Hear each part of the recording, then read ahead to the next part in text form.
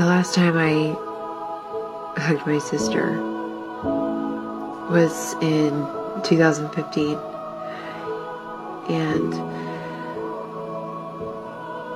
I took the trip on a whim. I was driving down from New Hampshire and driving through the city down to Florida, and I called her up and I said, "Hey, what are you doing?" And she had been crying and saying that she had just been trying to get in touch with her sponsor. She was lonely. And I told her I was driving into the city, and I just put her address in my GPS, and I'm coming. And she was so thrilled. She was so happy. I had to park my car twice because the first parking situation was kind of dodgy.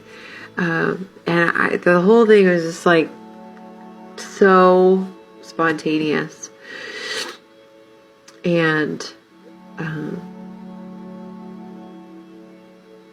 so glad it happened.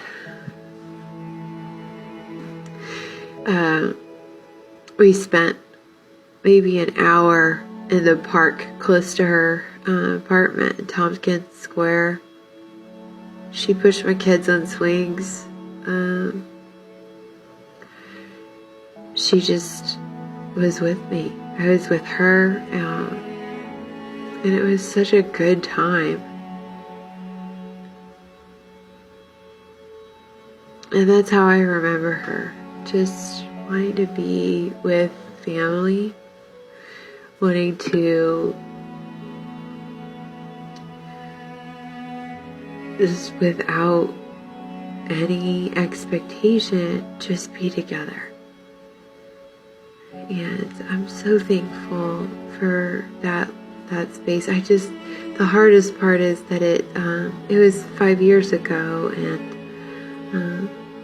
I had wanted to make other trips up since then, and that's the hardest part about her passing is I can't get that back.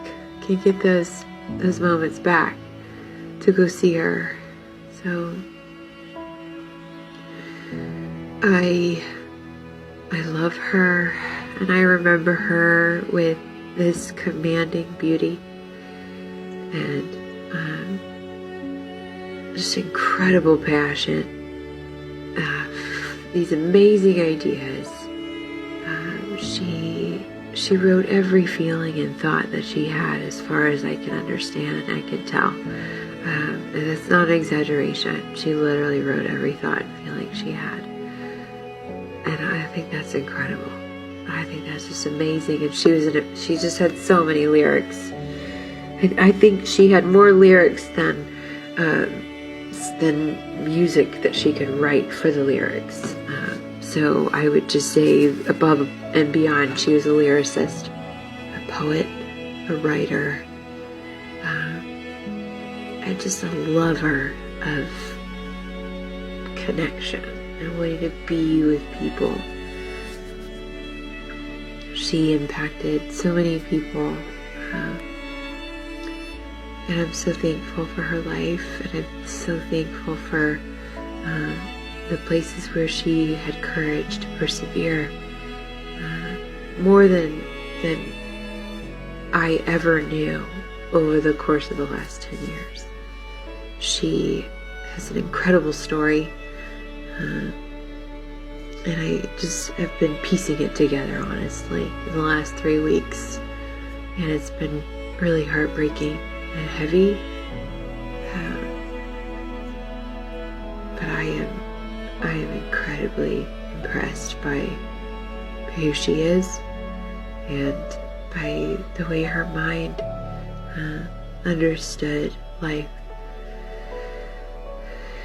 And I miss you, Amelia. I love you. You will never, ever be ordinary in my memory.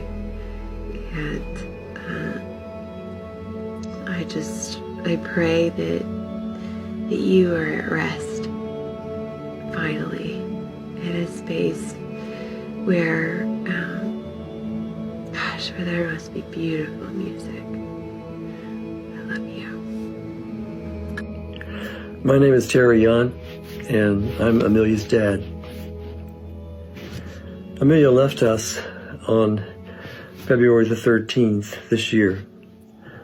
Although she hadn't been home with family since a brief visit to Florida in 2011, she mostly stayed in touch with us throughout her 40 years. And I recall many things about her.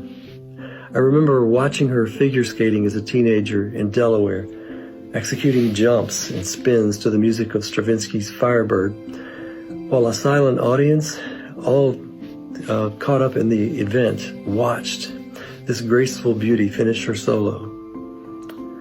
I watched her play piano well enough to win homeschool competitions, and at 9, play a Christmas duet of Vivaldi's Gloria with me in front of hundreds of church folks. And it was as if she was fearless. She wasn't afraid at all. Amelia's imagination, combined with her great beauty, formed the bulk of her amazing writing. The poetry, prose, expressions of faith, and even her dismay at life's cruelty all form a circle of memories for those of us who knew her. This girl, who I called my little Amelia, made her definite imprint on us all. Her wit and intelligence complemented her genuine interest in everyone around her. And let's be candid, she could be a high-maintenance, free spirit. But those of us who knew her choose to remember her lasting attributes.